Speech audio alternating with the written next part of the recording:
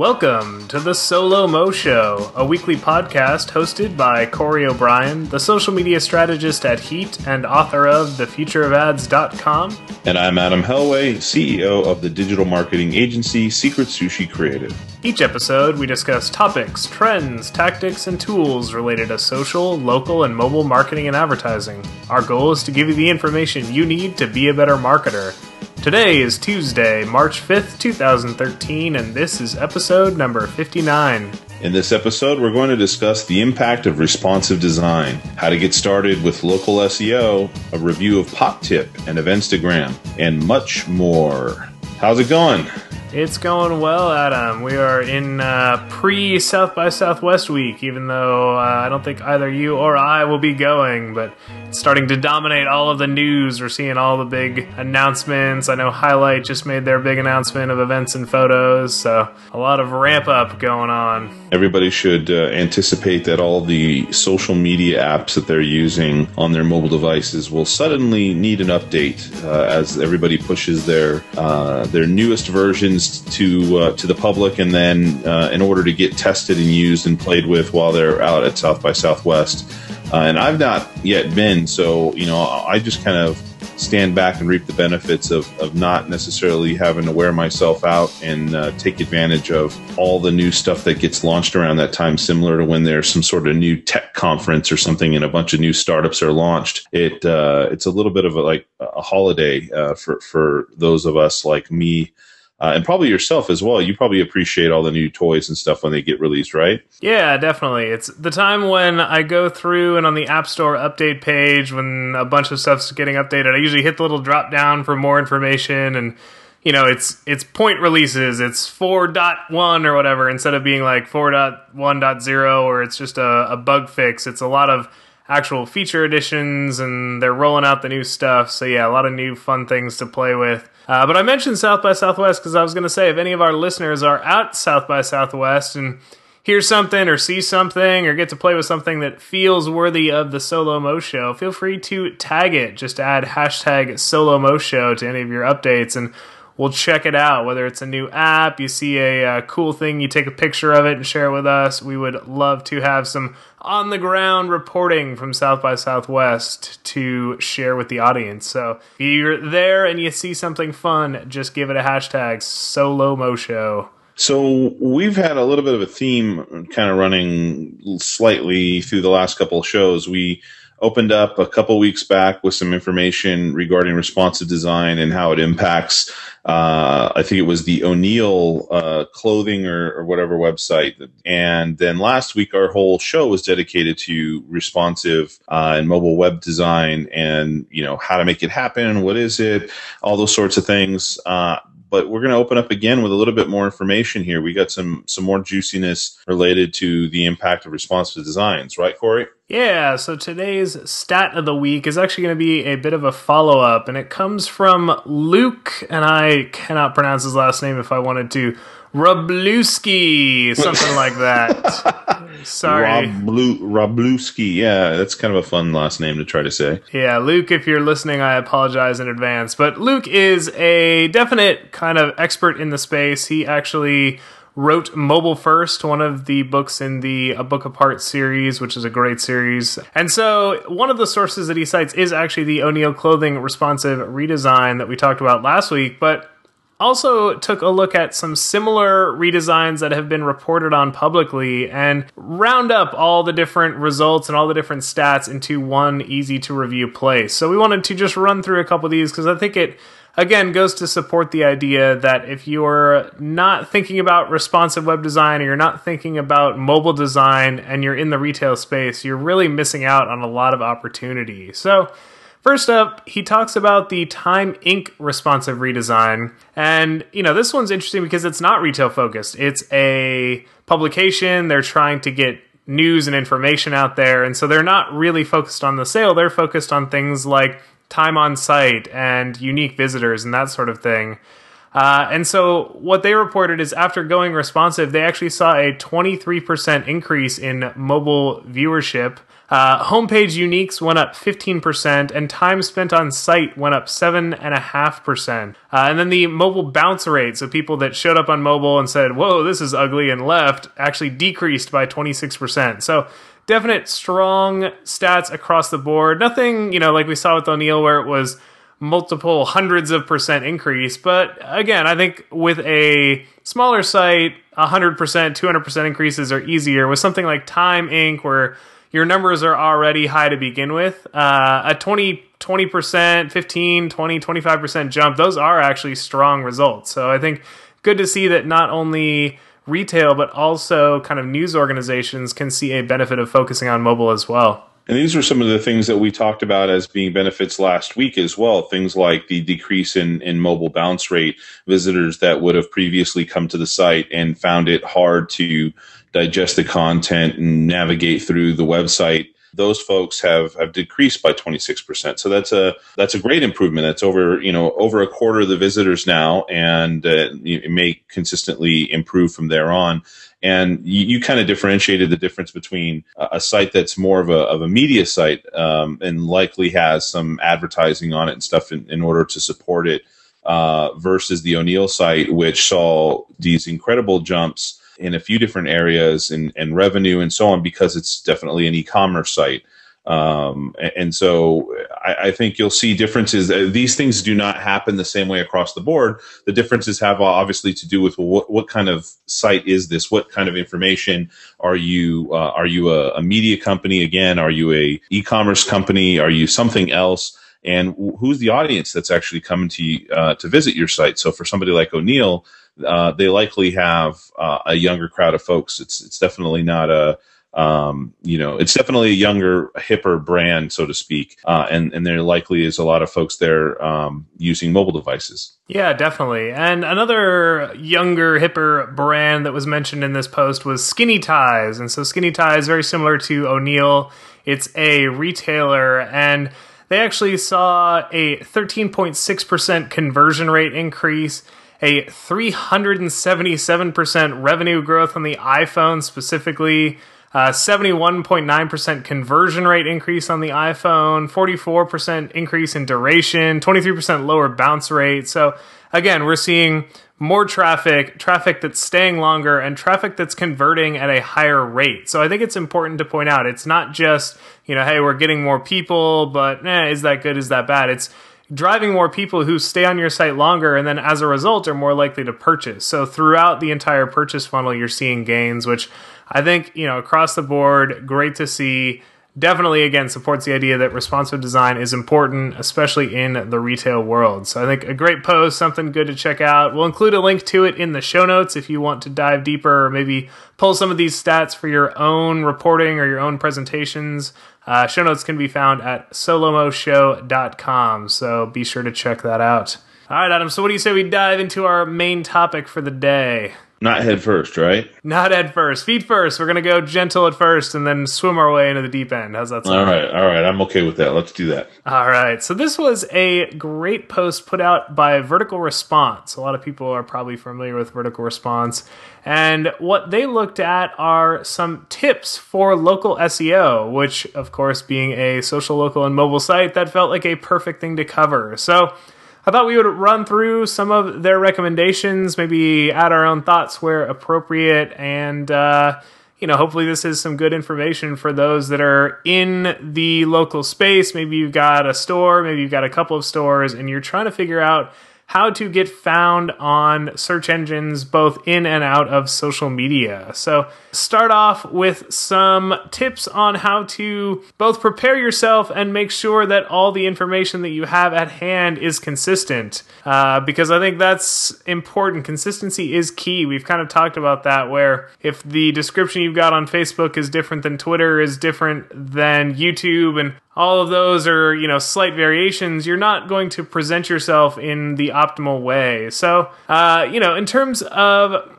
business name, is this something you run into in the past when you're searching for companies where, they're called one thing on one social network and another on another social network, and you're not really sure what the official page or the official account is? Have you run into that problem? I think more small and medium-sized businesses have run into this problem than, say, some of the larger brands, because they're so, dare I use the word stingy, but in a good way about brand consistency and about their branding and so on. And so it's usually smaller companies that don't really think of this from a brand perspective, the consistency of it all. So that's where I think I've seen it the most. Yeah, so the tip that they have is to essentially gather up all your information beforehand. So before you dive in and say, all right, well, I got to do a Foursquare page, let me, type in some information. It's create a central document that you're going to gather the official way that you want to present yourself. So if you've got a business name, do you have the entire business name? Are you SoLoMo Show Incorporated, SoLoMo Show Inc., The SoLoMo Show, SoLoMo Show, SoLoMo.com, the show? There's a million ways that you could potentially talk about yourself. So I think the key is decide on one and use that throughout. So in addition to picking one business name, you also want to make sure that your logo is consistent. You don't want to have a logo that you upload one year and then the next year a new channel goes out, you've changed the colors slightly or altered your logo, and now it looks like potentially two different accounts or somebody posing as your account. So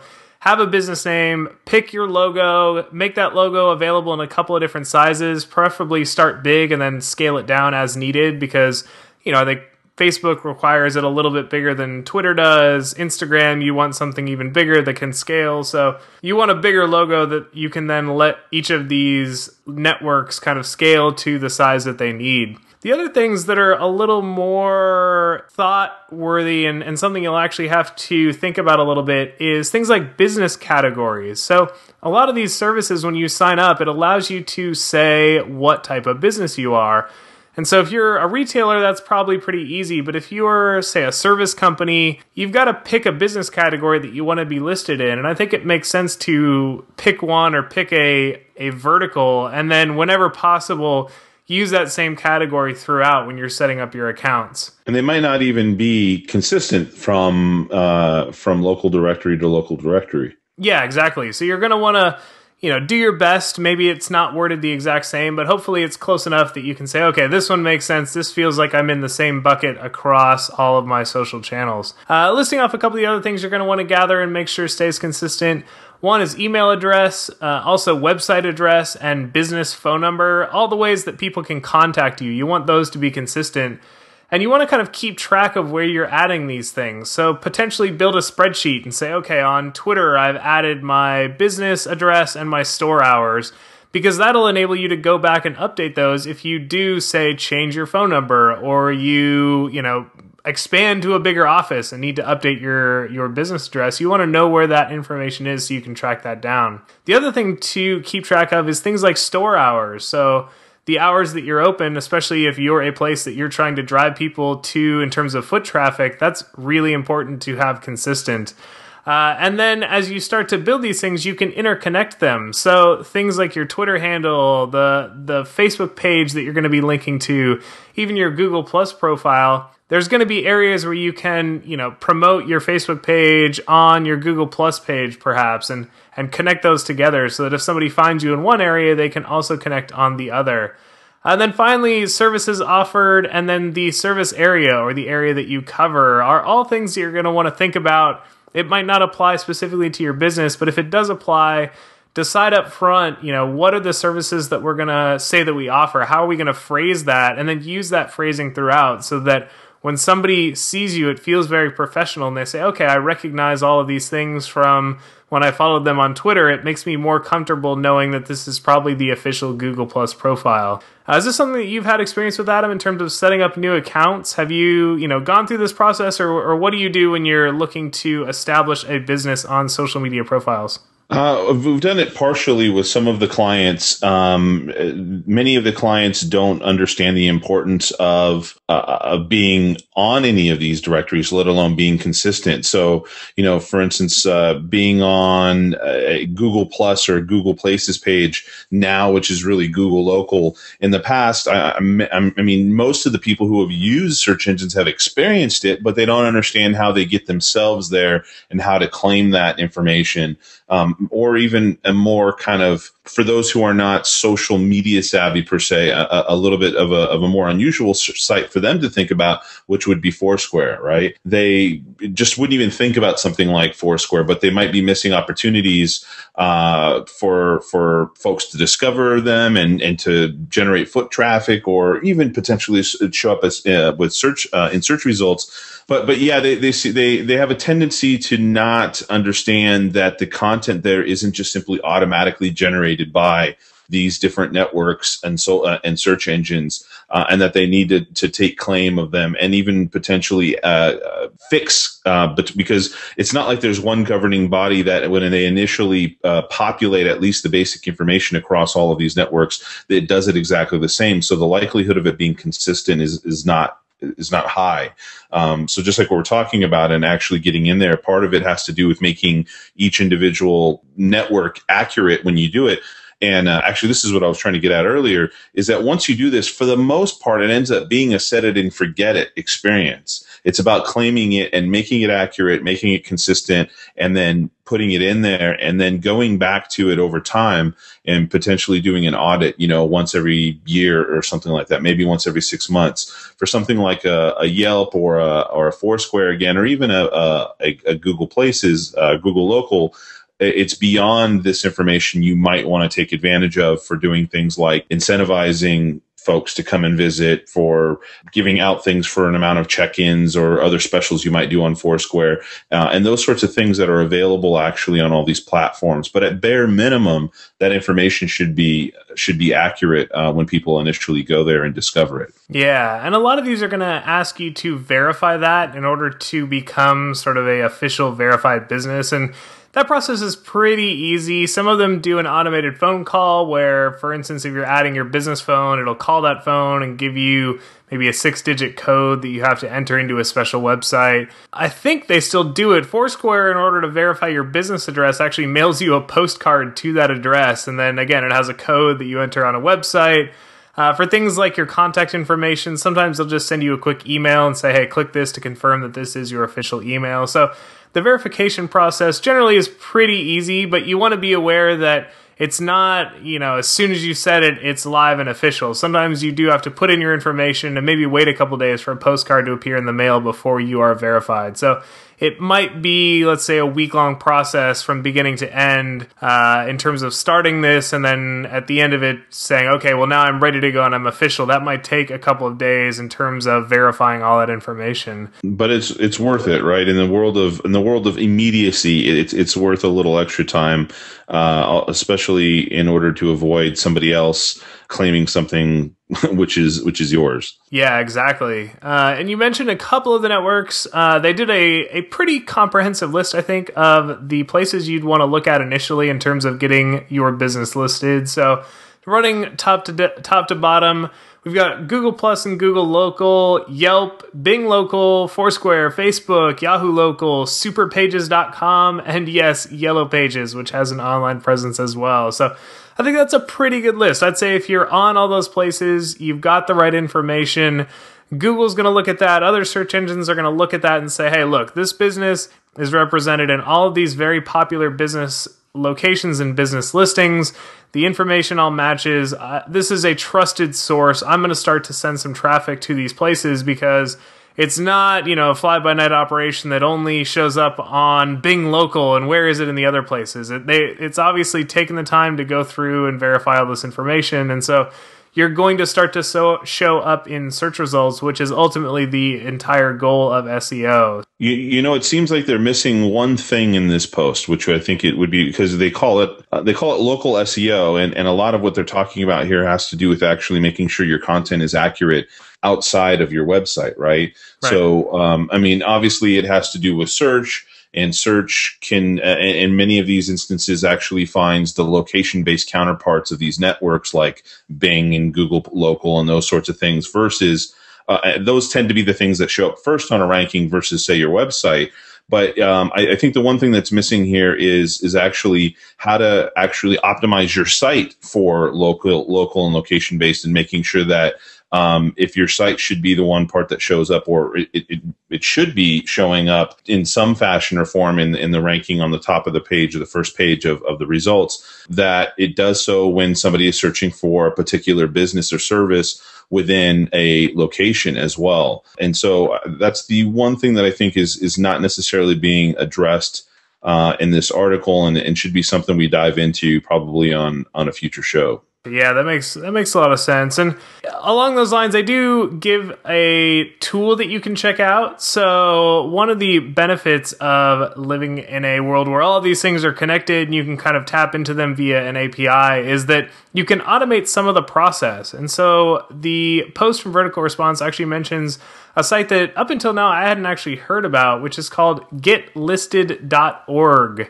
That's getlisted.org. And what's nice about this, number one, it was recently purchased by SEO Moz, so definitely that's sort of a seal of approval from a trusted and known entity. But it's pretty easy to use, which is beneficial. So you just go there, you type your business name, and you type your zip code, and it's going to automatically run a check against all of the popular channels and all the popular lists, many of which we just mentioned, and it actually runs it against some additional ones that aren't on that list as well.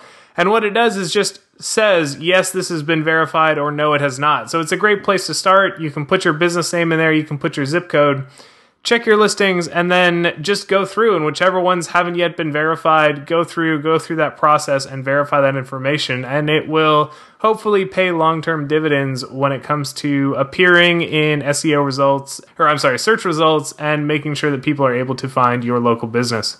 All right, so Adam, we got a couple of tool reviews this week, and since I just talked for quite a while, maybe I'll take a rest and let you dive into Eventstagram, because I know you just had an event of your own and had a chance to really give this one a thorough run-through and evaluate it. So I'm interested to hear how it went and what your thoughts are on Eventstagram. Yeah, so I kind of held off last week. I was thinking about bringing it to the show, and then thought, maybe I'll use it officially first. And in the past, I've done a lot of things trying to make events, both that I've hosted and both that I've also worked for with some of the clients. For instance, TEDx San Jose, which is local, one of the local offshoots of TEDx, but making the event more social in whatever way possible, and trying to take the conversation that's happening at the event and the content that's being generated at the event, and kind of have a halo effect go out beyond the event, during the event, and then afterwards as well, so people can go out and kind of reflect on content that was shared during that time. And I figured, Instagram must have something that's out there, because in the past, most of it's relied on things on Facebook, but primarily kind of the more public social networks like Twitter, for instance, to be able to have like a live tweet wall at an event, for instance, where when people are there, you have a projector on the wall, and you can project all the tweets that are happening right there during the event. But most of the time, those tweets, I've never seen them shown in a visual way, meaning that when somebody shares a photo, that the photo itself can actually be seen as well. So most of the time, it just ends up being text from the person's tweets. So I hunted it down, and I ended up finding Eventstagram. And let's just say there are ways of doing this where you can, for instance, plug into your website certain things, like there's a plugin for WordPress that will allow you to pull in a feed from Instagram and actually have it displayed on your blog and so on. I didn't want to go through all that. I didn't actually have a particular site that I wanted to display it on or anything. I wanted to just display this with a projector live during the event on a wall. And so Eventstagram is the tool to do so. You go in and you set up a few things. You can actually specify a hashtag or 2 or 3 that you want it to track. You can also have it pay attention to locations, because on Instagram, when you post a photo, not only can you add a comment and a hashtag and so on, but you can also apply location to it. So if a location is tagged to a particular photo, it would also display that photo as well. And it creates kind of this slideshow that for us, we projected it on the wall during an event that I hosted on Friday, and it would show any photos that were there. It shows a little photo of the profile image for the person who shared it, and any text that might be associated with that as well. And then what it'll do is, every few slides, every few photos, it actually shows a little reminder to let the attendees of the event know what hashtag they could use and what potential locations that they could tag with the photos in order to become a part of this feed, in order to be on the stream and have their photos shown. It has a free version, which is the version I used, and I think it was something like it would cap off at 300, and after 300 photos, it wouldn't allow you to display anymore because that was the free version, and it would also say, powered by Eventstagram or something like that on the screen every so often.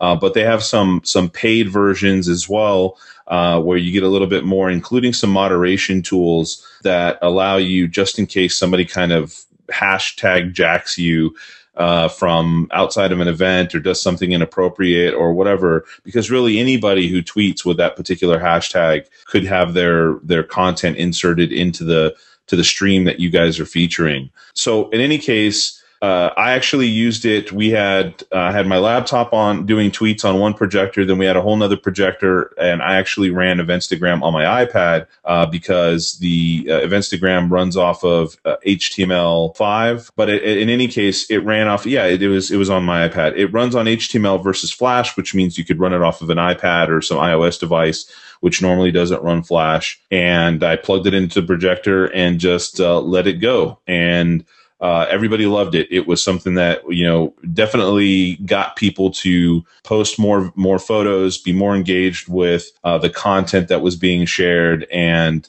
in the end, we had a lot of great photos that were shared by a number of folks in the community. And again, it was all free for the version that we ended up using. So I think anybody who wants to make their events more social, in addition to doing some sort of live feed with tweets, if you've done that in the past, then you could step it up a notch by also adding Eventstagram as something else that you could have happening during your event. Yeah, and the free plan, it's good if you're doing a smaller event. It is a little bit limited, so it's 100 photos over a 1 hour period, and the application itself is pretty heavily branded under the free version, which makes sense because you're not paying for it, so they are using you as sort of a advertisement. So I think if you're looking to do this maybe on an ongoing basis, or if you're a bigger company, definitely check out the paid options because that's going to give you a lot more in terms of customization.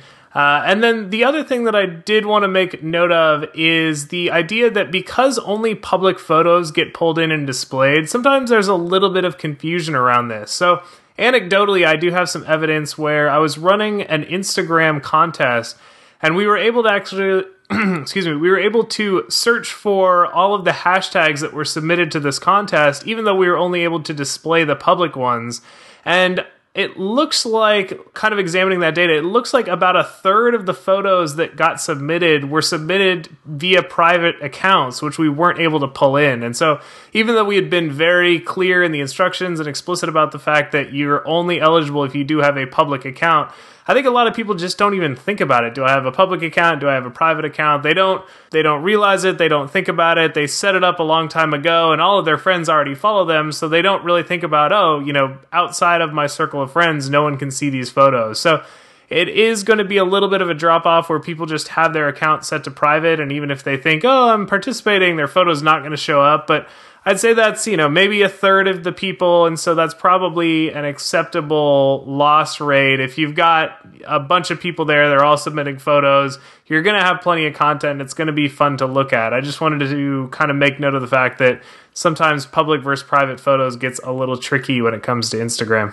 That's really interesting that a third of those folks would be private. That's I would have thought that they'd be aware of that, especially if you made note of it initially. But it just, I guess, depends on if they've read that much detail about the contest, which a lot of folks don't read the fine print, right? Yeah, we actually had a couple people that did read it and did make their account public just during the contest itself. So they open it up, They submitted their photo, they waited to see if they won, and then they closed it back down and went to private. So some people do pay attention, but again, not everybody's going to read all the fine print, and especially if it's at an event, you're like, oh, look at that, I'm just going to shoot my photo up there real quick, and suddenly it doesn't show up. So, maybe try to call out, hey, make sure your account's public, but I wouldn't really bet on a lot of people changing their privacy settings during an event. So just be aware that you're going to lose out on some of the photos, but that overall, I'd say a decent number of people, enough people are going to be public that it'll make it worth it and it'll make enough content to make it fun to watch. Yep. All right, so the second tool we're going to look at today is called PopTip, and this is a Twitter-based survey system. And it was something that I actually checked out last week, so I wanted to report on it. And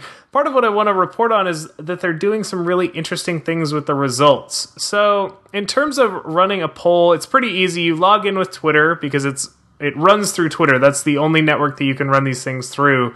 I think I was reading somewhere that they're working on Facebook integration, but for now it's just Twitter focused. So you log in through Twitter and you actually create the poll within a single tweet, which can be a little tricky because you have to get the question in there, you have to get the voting options, and you have to get a call to action. It does walk you through that process, but I found myself really having to sit and think, okay, what do I want the options to be? What do I want the call to action to be? How do I cram this all into 140 characters or less? But once you've got it up and running, it's pretty smooth. So it tweets out the question, it tweets out the possible responses. So for me, I was just asking about PopTip. So I said, if you've had a chance to play with PopTip, what are your thoughts? And then the voting options are hashtags. So I had hashtag cool, hashtag not cool, and hashtag not yet for the people that hadn't yet had a chance to play around with it. And then what PopTip does is essentially listens to all your replies and looks for those specific hashtags. So there's a 12-hour window with which people can reply, and it automatically updates a chart. So if somebody had replied to me and said, @CoreyO'Brien, hashtag cool, it would add a 1 into the cool column. It gathers those up, and then it also shows you any of your @replies that don't have the hashtag. So let's say somebody was responding, but they didn't know that they had to use the hashtag specifically. You can assign that person to an option. So you can say, okay, reading this, I understand that they meant to say it was cool. They just forgot to put in hashtag cool. You can still assign that, and it gets counted into the poll, which I thought was a nice feature.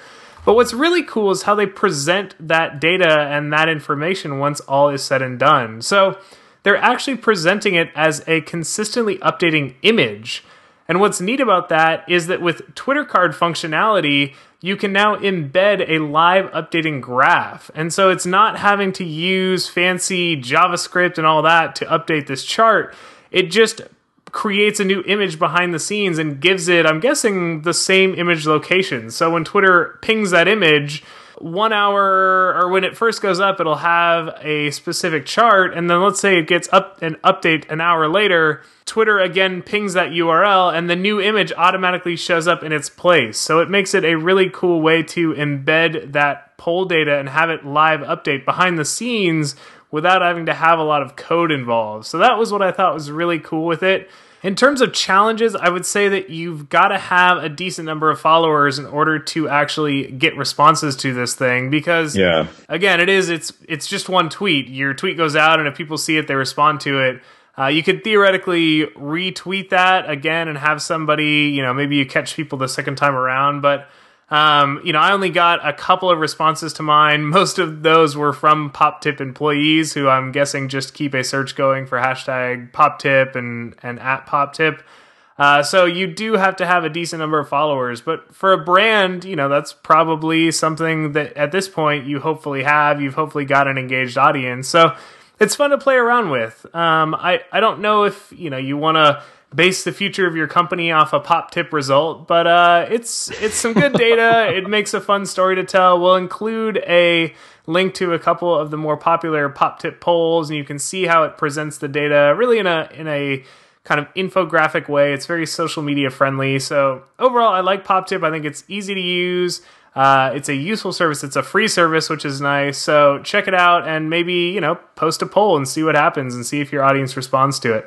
I've played around with PopTip a little bit in the past. I believe it might have been when they first launched, and it was interesting. But I think I found the same thing as you said. The website and everything is a great ad. The way that they do things, I've not seen the newer version of their hover cards, as you were talking about, because I think it's been some time. They've probably done a lot of improvements, but the downside, like you said, if you don't have a large sample size, if you aren't being followed by a significant amount of people, you might need to tweet more than one time to really get some, reactions from it. And it would probably be more of an engagement tool than, say, really providing you feedback, like you said, to make you to help you choose make critical choices with your business or something like that, or with products or services or something like that. It's likely more just kind of a fun additional way to keep people engaged. If you're a large brand, you're somebody like, I don't know. Coca-Cola is a humongous brand, of course. But if you're a large brand with probably tens of thousands or hundreds of thousands of followers, then it will probably become something that would be more useful for you. All right, Adam, let's jump into our pair of lightning round stories that we've got for today. And then we also have an action item, so stay tuned for that. So first up is a Facebook graph search. So let's dive right in with 60 seconds on the clock. Ready and go. So Facebook posted an interesting story to their newsroom, which is favorite searches for Facebook graph search. And it's my take that they're sort of trying to, help people along in this process of discovering graph search. It's definitely something where, you probably maybe ask it, okay, show me photos of my friends or photos that I've liked, but there's a lot of useful searches and you can dive a lot deeper. You just have to kind of walk somebody through that process. So Facebook put out a post. They gave examples of searches. One was find out more about your friends. Another category was finding photos. There was a planning trips category, so that had searches for things like ski resorts my friends have been to, places I have visited, places that people named Waldo have been to. It's kind of clever. And then the final one was discovering new things. I thought it was interesting that discovering new things was really the only category of the four that brands could fit into, but maybe it's just because it's still early in the process. All right, Adam, 60 seconds on the clock. What's your take on Facebook pushing graph searches? Ready and go. Yeah, I think that this using graph search is going to be something because of the various possibilities, and you really can skin it so many different ways that they really need to educate people on how they could find use of the tool.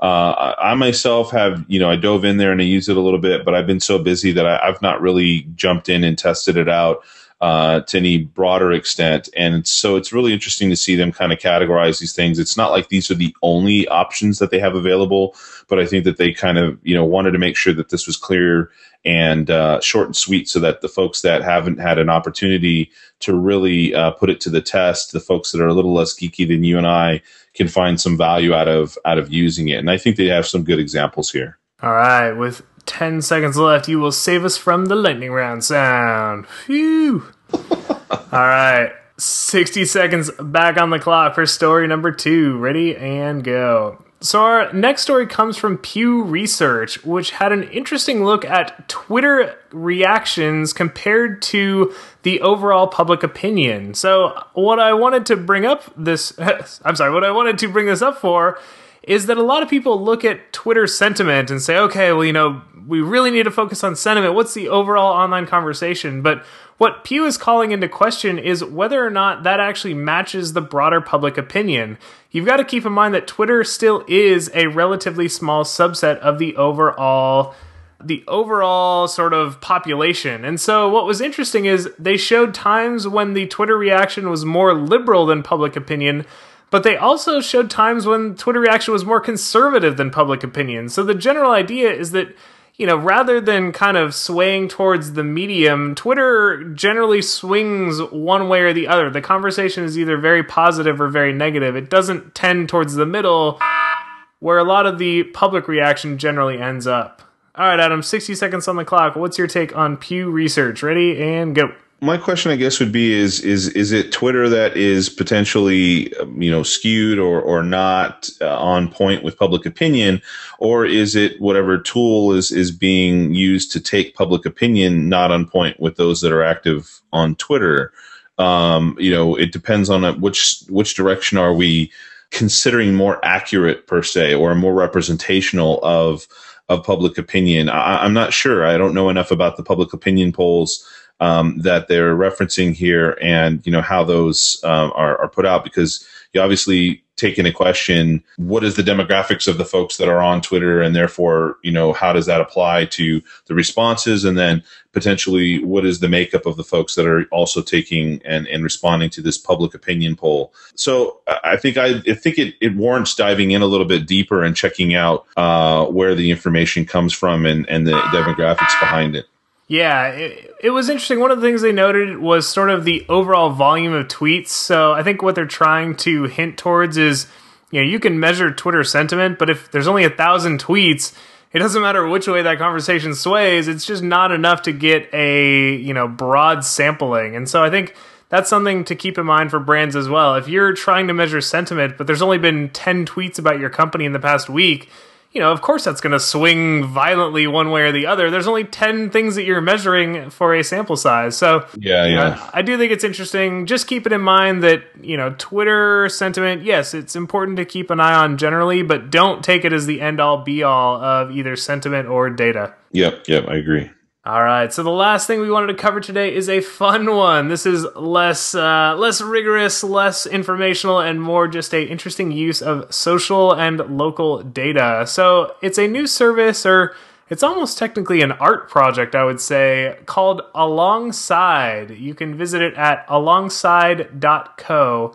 And what's interesting is it's visualizing your relationships via Foursquare check-in data. So you sign in with Foursquare, of course. It has to actually pull in all of your information, but then it's going to show your entire Foursquare timeline with lines representing all of your friends that you're connected to and that you've checked in with from time to time. And what's really interesting is it starts at the top and all the lines are kind of converged, and then they spread out as everybody, kind of is going different places and you're checking in around the world. But as you start to scroll, you can see events where a lot of the lines come together. And those are times when a lot of your active social media friends were generally in the same place at the same time. So for me, I was going through, and then suddenly all my lines came together at once. And I was like, what the heck is that? And so I scrolled over, and it was actually South by Southwest. I think it was South by Southwest 2010, when a lot of my friends were using Foursquare. Everybody was in Austin, Texas. We're all checking in. So it was interesting to see those lines come together and then, again, spread back out. And then, some of my friends got together for another event, and those lines came together. So it's just a fun way of visualizing Foursquare data. I think, again, Foursquare is sort of becoming this storehouse of data. It's less about the check-in now, and it's more about doing interesting things with those check-ins. So this is a way of visualizing your own data, seeing whose lines converge with over and over and over again. Those are the people that are most likely going to similar events. They're also Foursquare addicts. So definitely something cool to check out if you are an active Foursquare user. And with that, it looks like we have reached the end of our topics for this week. So we covered a lot of great stuff, and as always, there is hopefully plenty more to be thinking about as these stories unfold. If you happen to have any questions for us, maybe you wanted to suggest a topic, maybe you had some feedback from this episode specifically, or even if you just want to say hi, we definitely encourage you to get in touch. There's a number of ways to do so. The easiest would probably be via Twitter, so we can both be reached at SoLoMo Show, or you can reach myself directly. I'm at Corey O'Brien. And I'm at Secret Sushi. You can also email us, and you can find us on Gmail at SoLoMoShow.com. At gmail.com.